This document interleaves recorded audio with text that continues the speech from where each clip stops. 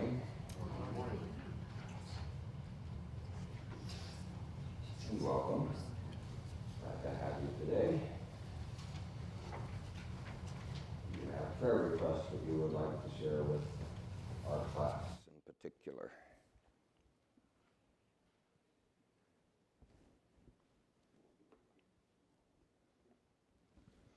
Do you have praises that you would like to share with our class in particular?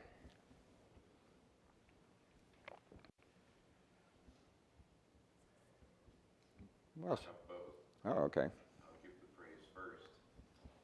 Just thankful for the Lord's help throughout the past year. And the consciousness that this morning God is with us. And we never know from year to year. Rich was saying something about age on the way in. We don't know. You know, things get a little uncertain by times. But the Lord goes ahead and he sees it all from beginning to end, and we don't need to fear or worry. We do have justified concerns about some things, but he knows about them, cares about them more than we do, and before we even know enough about a situation to care, he already has it under control, and I thank him for that. But the request would be a longtime friend of ours passed away right here at Christmas. Sister Ann Stumbo from Columbus area. Used to attend our church years ago when I was involved in shepherding some churches, and a fine lady, but just remember the family at this time. I'm sure it's rough for them to have a funeral this week. Well, I learned along. Going along with what Brother Wilson was saying, and God knowing things. We've been thanking the Lord that Christmas Eve, we were on my way over to our parents' house, and it was when that really cold weather was, and we were headed the next day to York for Christmas, and our van totally broke down right in front of their house, just as we got to their house. And so we were just so thankful that it did not happen on the way to York and all that cold weather. God knew that happened right where it was good. We were able, to still get a school van and follow through with our plans. So, just those things in our life that we're thankful when God's watching out for us. I heard that just yesterday received an email from Anna Morley Lucas, whose father just passed away at this season as well, and the memorial service was the 29th. And they are with her mother trying to help things, and their van is broken down. So when you mentioned that, it made me think of that. I'm sure they would appreciate some prayers, and they have been, at least in our history, familiar with us in this area, so they would appreciate prayer. I learned a long time ago, excuse me, that'll probably happen throughout the morning, but that one never should ask the wife to lead in a prayer before a service, so I won't do that. Well, I was actually going to ask the pastor's wife to lead in prayer, but she must have gotten some vibes, and I don't see her back there now, unless she's hiding. So I guess I will end up asking my beloved wife if she would lead us in prayer this morning. Father, it is truly a privilege to be able to come to your house on the very first day of a new year and worship you and rejoice in knowing you personally and knowing that you have been in control of the past and you will continue to be in control of the future. We don't know what all may happen this year, and there are some things that do cause concern as we think about them.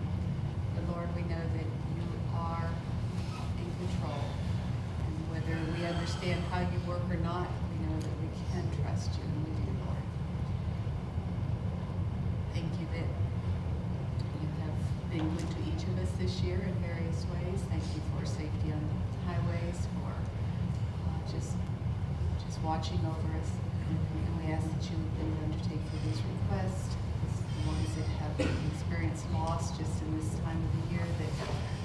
especially hard. I know that, again, we can be with them no matter what the season, and that you will. And we pray that you will just bless Rex as he teaches today. What you've laid in his heart as he's prepared, we ask that you will help in presenting that to us, and that each of us will be able to gain something from the lesson to benefit us spiritually and make us the blessing God. In Jesus' name.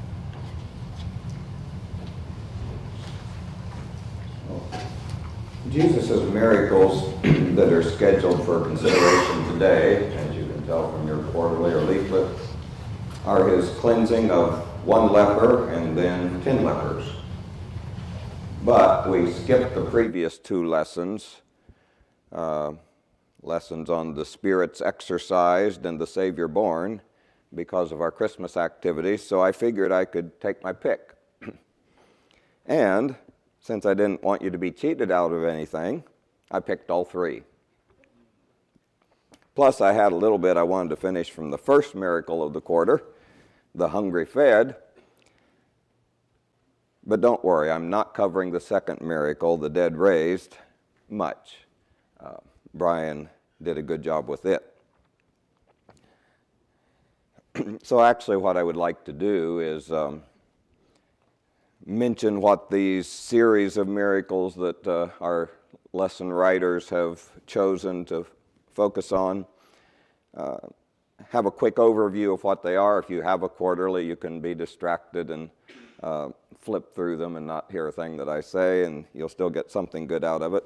Maybe better, I don't know. And then I would just like to see what we can learn from these miracles of Christ kind of in general. The fact that he did so many amazing miracles, what does that have to do with us today? So a quick review of the instances of miracles that are in these lessons that I mentioned.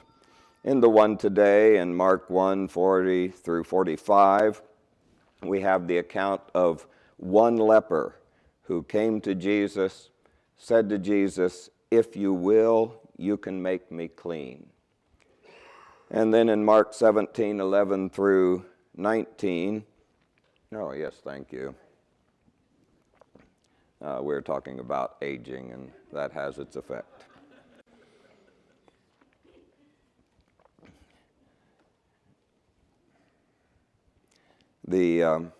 In Mark 17:11 through 19, there were a group of 10 lepers that apparently had heard that Jesus was coming to a certain town, so they gathered around outside, kept the appointed distance that the law and culture required them to keep, the isolation, the social distancing that was greater than 6 feet even.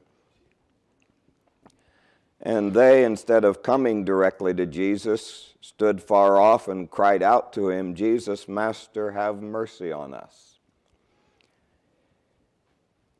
Now the previous lesson on the Spirit exorcised, Mark 9:14 through 29, we have the story of one young boy who had been bound by a deaf and dumb spirit that was trying to destroy him by throwing him into fire or throwing him into water.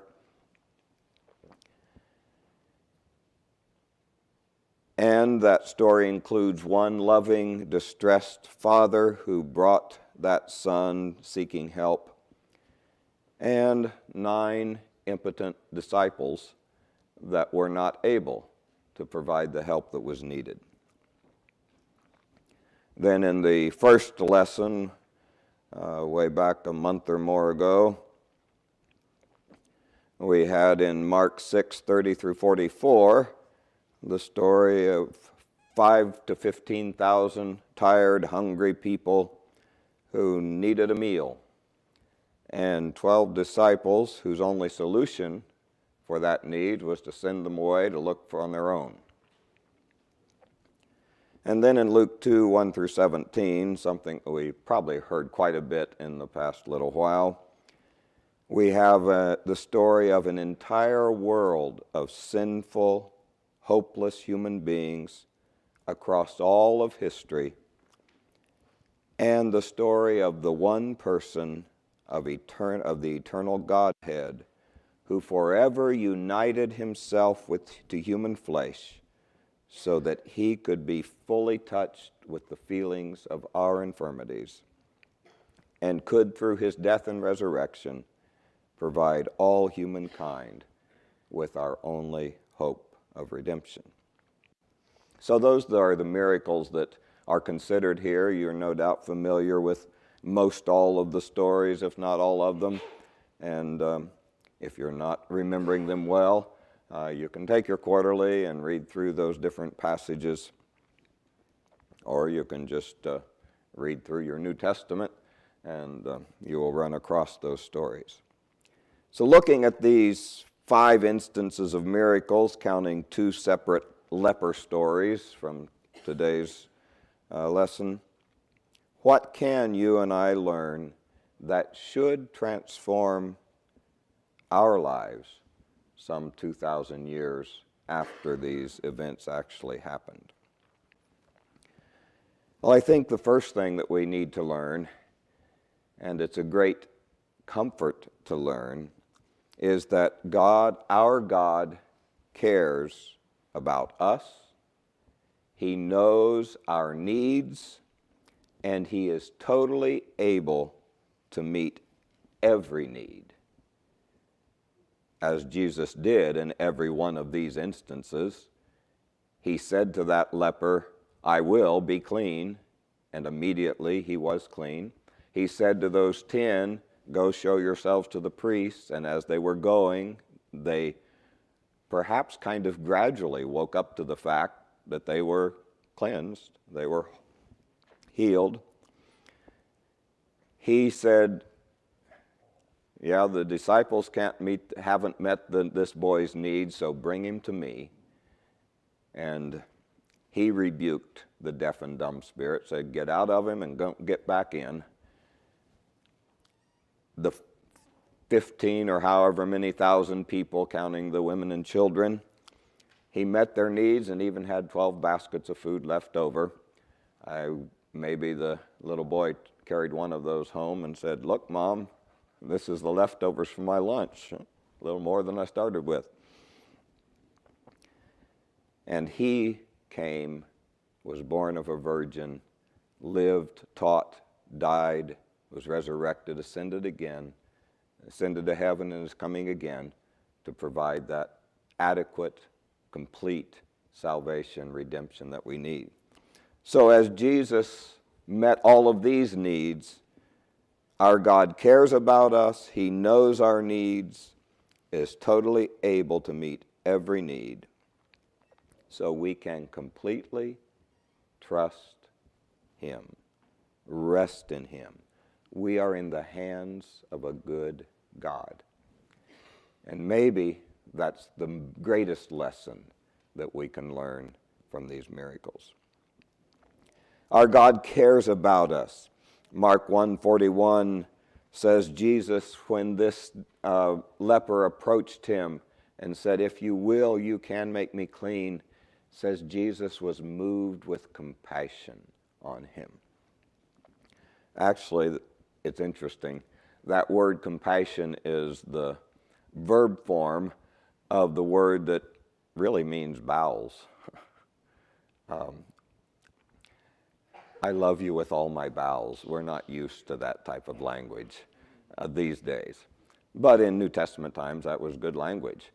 We might say something more like liver or pancreas. No, we might say something like heart. But they said bowels.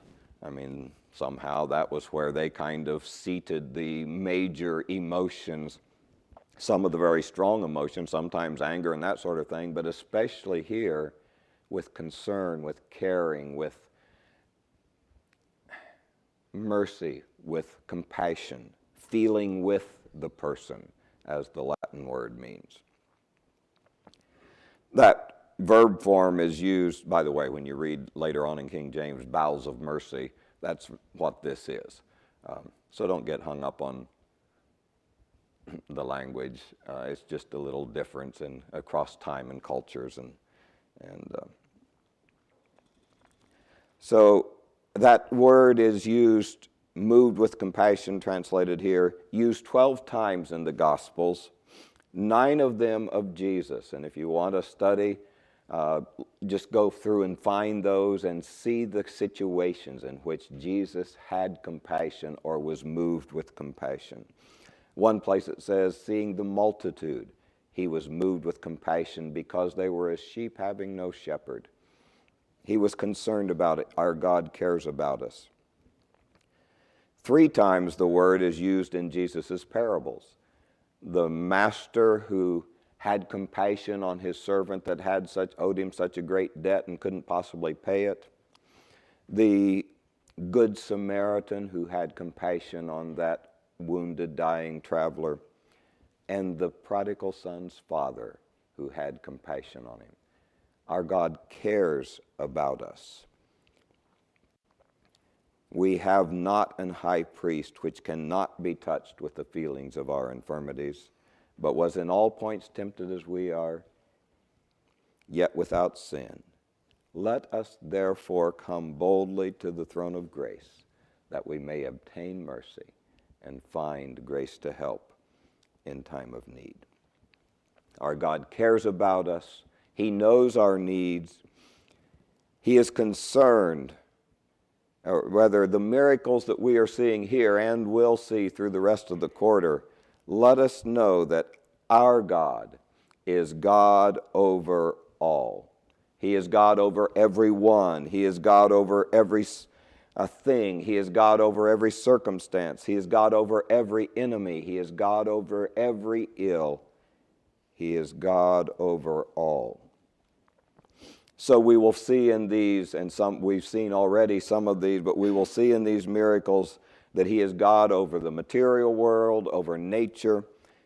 He can calm storms. He is God over disease. He can take care of leprosy or blindness or lameness.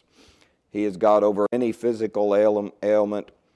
He can produce food, shortcut the normal processes of nature and just multiply it right here. He is God over the physical ailments, handicaps. He is God over death, the dead raised. He is God over demons, the spirit of deaf and dumb spirit. He is God over Satan. He is God over sin. He is the one who says, nothing is too hard for me. And in fact, probably, that I believe comes from the Old Testament, probably the Hebrew nuance is actually, there's nothing hard for me.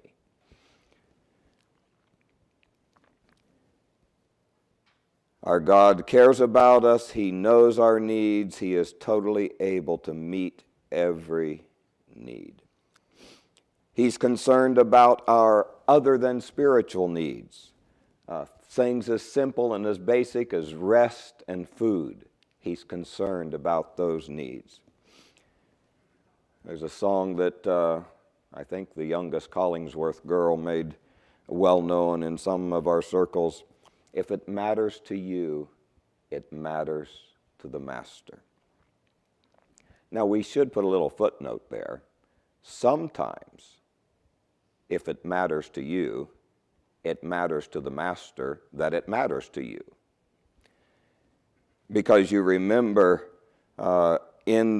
Jesus answered them after the feeding of the 5,000 and people were trying to find him. When they finally located him and came to them, he said, "Verily, verily, I say unto you, ye seek me not because you saw the miracles, but because you did eat of the loaves and were filled." So eating more food mattered to them, but what mattered to the Master was that it mattered so much to them more than the miracles that were designed to draw them to God himself. So we do need to be careful with these miracles, and this is a little side lesson. We must not turn God into our celestial vending machine or our celestial pamperer who just comes at our beck and call and takes care of everything that matters to us. Sometimes the greatest miracle is when he changes what matters to us, until what matters to us is what really matters. And the reason that God may be concerned about what matters to you, or that it matters so much to you, is because God is supremely concerned about our supreme need, which is God himself. The spiritual, the eternal, the salvation from sin, the right relationship to him, the returning to him. Having turned away from him, the most important thing, the supreme need, is returning to him. But we also see in these miracles that God, who cares about us, knows our needs, concerned about them, able to meet them. That holds true for all peoples. It's not without reason that Mark notes that the leper who returned and gave thanks to God was a Samaritan. And our lesson writers say the fact that this man was a Samaritan is probably divinely placed in this account to help us understand that God is not limited to racial barriers, cultural distinctions, or national allegiances. We must always remember that our benchmark is that God so loved the world. How can our love be anything less? How can we allow our preferences or prejudices, which of course we don't have, but things that may look an awful lot like prejudices if you're not prejudiced against having prejudices. I think that made sense, I'm not sure. You can read your quarterly and get something out of it. But how can we allow our preferences or prejudices to hinder us from embracing the lost, all the lost, of any kindred, tribe, tongue, or nation with the gospel of Jesus Christ? So we learn, obviously, from these miracles the wonderful truth that our God knows us, is concerned about us and for us and our needs, and is absolutely, totally, 100 or maybe 1,000% able to meet every need. Nothing is hard for him. We are safe trusting in him and his provision, his care. I think another interesting thing we learn is that our God refuses to be put in a box, refuses to let us put him in a box. He always retains the right to be God. How do we learn that? Well, if you look at these, you'll notice that he seldom does the same thing in the same way. So here are 5,000 plus people who are hungry. Here are 4,000 plus people who are hungry. He meets their needs, but he does it in a different way. At least there's a different amount left over when he gets done. Here are lepers that come to him. The first one approaches him and says, if you will, evidence of great faith. If you will, you can make me clean if you want to. And he says, I want to. And he reaches out his hand and he touches him and heals him on the spot. And then there are 10 lepers who stand far away and say, Jesus, have mercy on us. And he said, well, just go show yourself to the priest. And as they go, they are healed. He doesn't touch them. He doesn't say, hey, wait a minute, you got to come here first. He does things differently. Go through the other miracles. Think of how he healed people who are blind. Some of those are rather interesting as well. They're about as good as bowels. I mean, he spits but he doesn't do that for everybody. He does it differently. Why does he do these things so differently? Why won't he consent to fit in our little boxes? Well, one biggest reason probably is our boxes are way too small for him. So good luck in trying to squeeze him. No, it's rather tragic when we try to squeeze him down into our box. But because he won't conform to our expectations and fit our molds. That shows his great glory, his infinite ability, his infinite variety. Just look at the world he created. He loves to show his glory and power and variety. If no two snowflakes are truly alike, if truly no two snowflakes are alike, he must be a God of great variety. He also won't fit our boxes because we need to learn we don't control him. We can't dictate to him how to do it. He is not, as C.S. Lewis writes, a tame lion. He is rather God.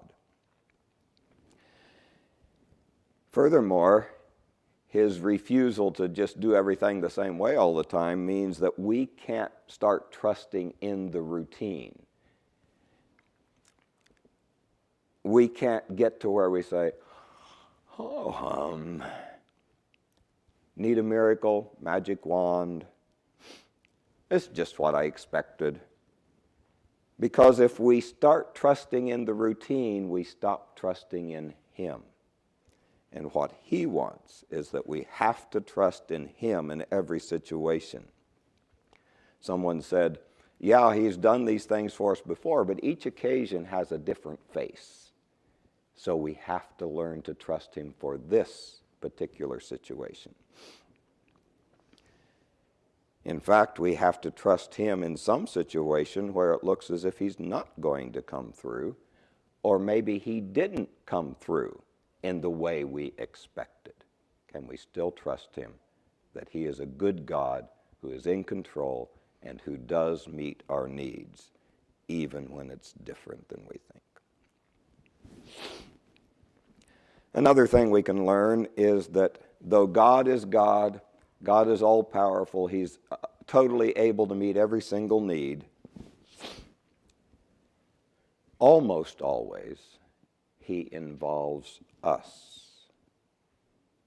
when he wants to do a work, when he wants to do even a miracle.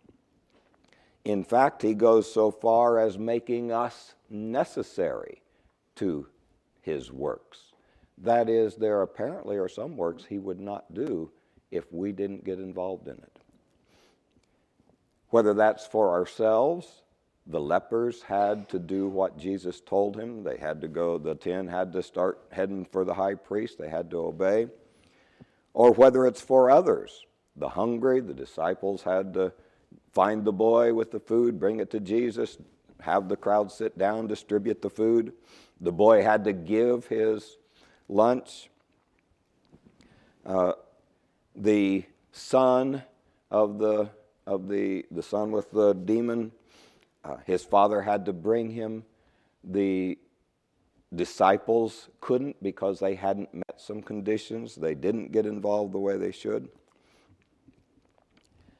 Even Christmas, he didn't do that all alone. He involved people like Mary and Joseph and shepherds and wise men. He even involved Herod and Caesar Augustus there. So God includes us in what he is doing in this world. What an honor. What a responsibility.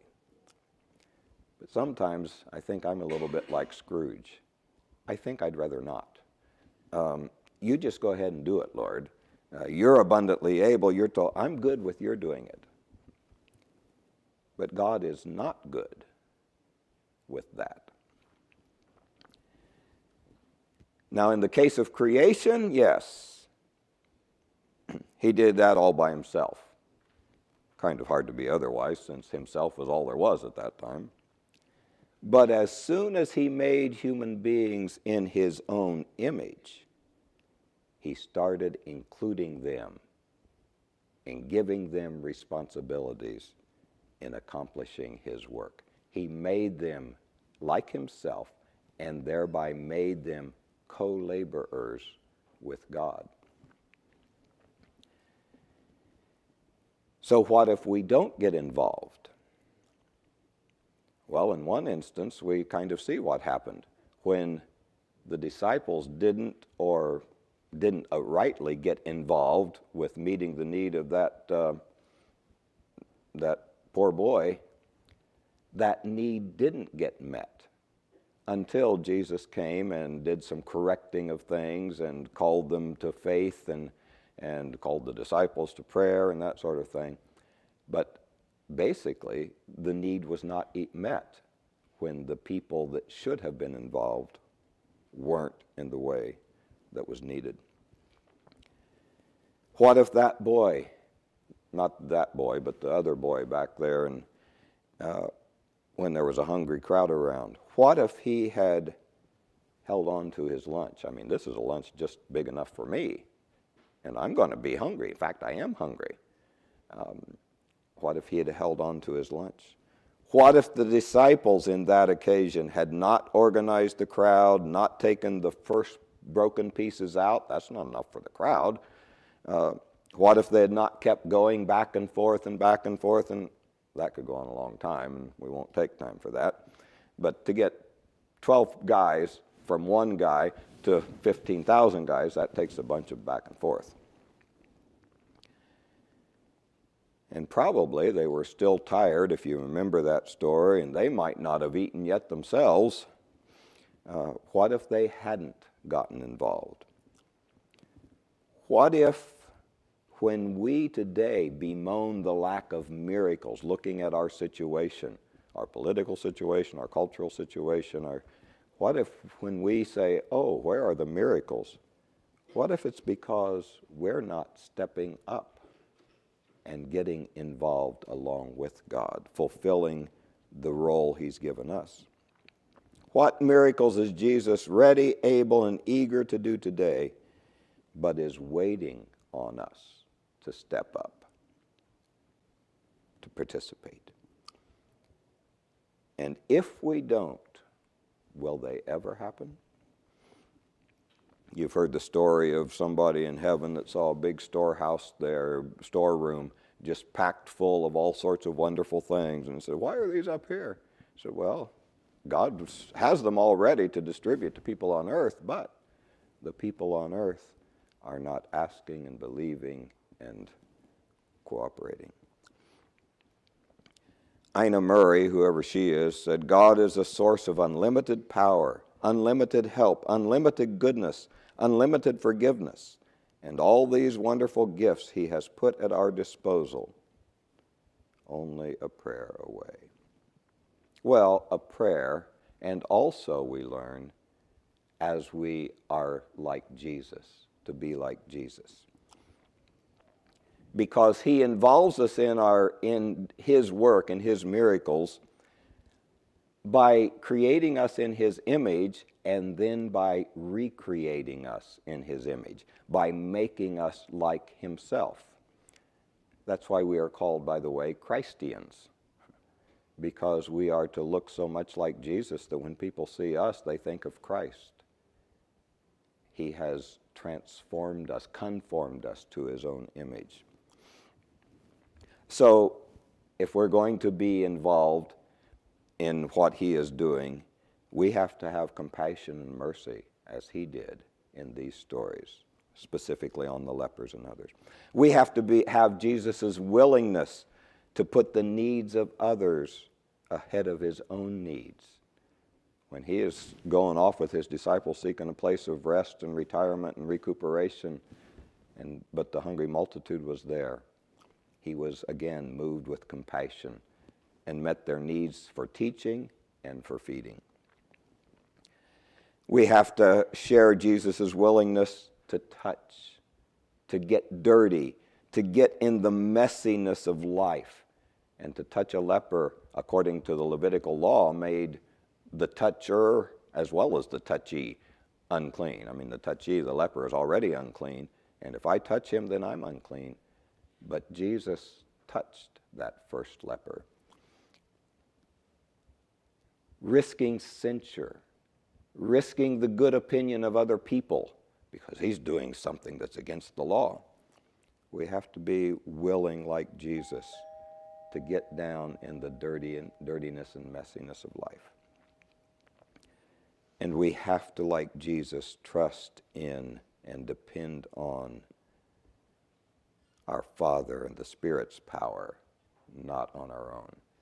Jesus, look at his prayer life and how much he lived this human life, being God, but he still lived this human life in total dependence on his Father and the Spirit. And then Jesus' willingness to suffer and die. Let this mind be in you, which was also in Christ Jesus, who being in the form of God thought it not robbery to be equal with God, but made himself of no reputation, and was obedient, humbled himself, became obedient even to death of the cross. Now, all of that may sound like a pretty tall order, and it is. But the marvelous thing we learn from these stories of the miracles is that Jesus, in his great love and compassion for us, he will train us and correct us and guide us and aid us. If you think through those miracles, especially the one with the spirits that were exorcised, disciples didn't get the job done. The Father didn't have enough faith at first. If you can do anything, please heal him. Jesus said, if I can do anything? No, the if is, if you can believe. But Jesus didn't just say, okay, he's not believing. Okay, they're not cooperating. Okay, not willing. He rather took the time to instruct. Yeah, he even expressed what we would probably call a little frustration, exasperation. How long must I be with you, O faithless and perverse generation? But he still took the time to train them. Even he told the disciples later on, why couldn't you do it? Because this kind only goes out by prayer. So thank the Lord, when we don't feel like we quite come up, he is with us to help us. Okay, well, then I must do the other things pretty quickly.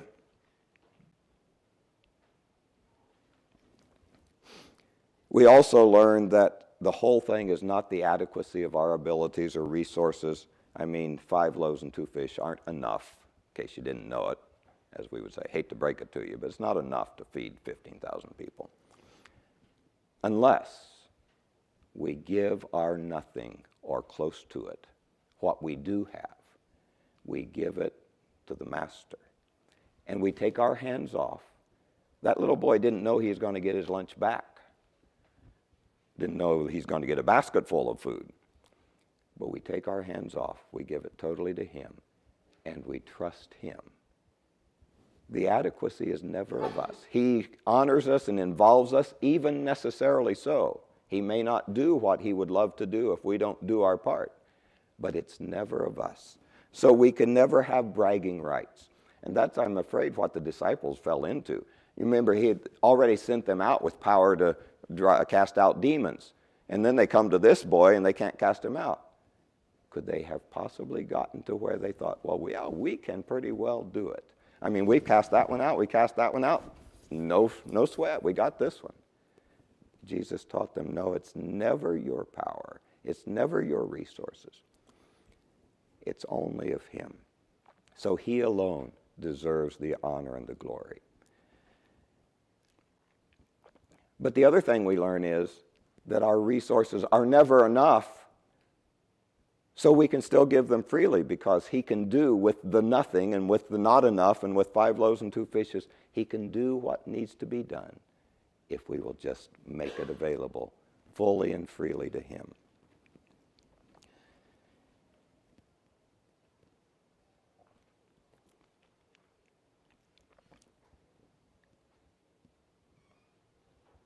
Only God deserves the praise. But another thing you can notice through these miracles is he does deserve the praise. And even he deserves pretty excited, pretty exuberant, pretty loud praise. I mean, this leper came back and he fell down before him in honor and love and worship, and he said, glory to God, and he was getting excited about it, and he didn't worry too much about people hearing him. The shepherds couldn't keep themselves from going everywhere and telling what they had seen there in the manger.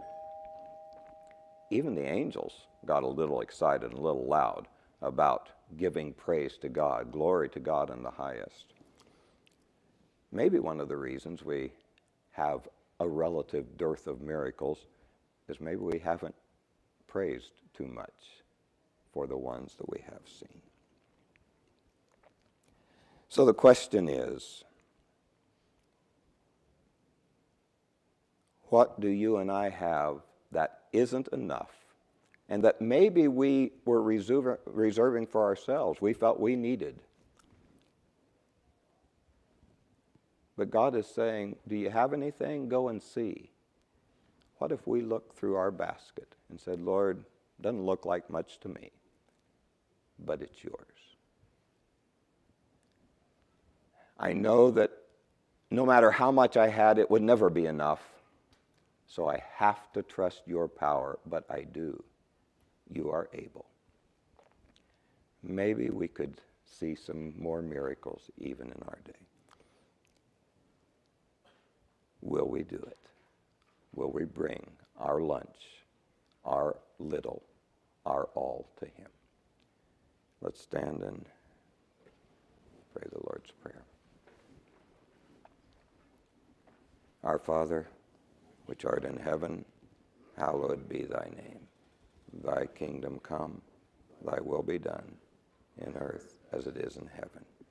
Give us this day our daily bread, and forgive us our